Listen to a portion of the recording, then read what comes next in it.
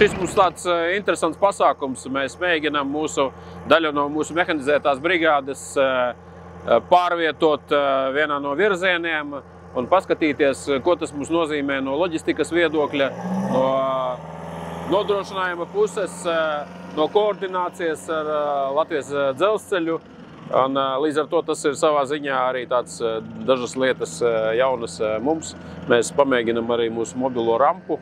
Šādas spējas mēs gribam attīstīt nākotnē, un mēs trenēsim, mums būs arvien vairāk mehanizēto vienību, tās, kas uz kāpuru ķēdēm, līdz ar to dzelzceļa atbalsts mums būs nepieciešams nākotnē.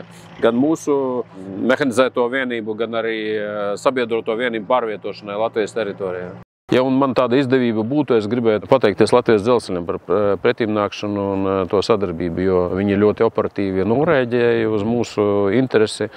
Un tiešām mēs bijām patīkami pārsteigti par to ātrumu un to laiku, kādos mēs varējām visu sakoordinēt, sakārtot un izdarīt.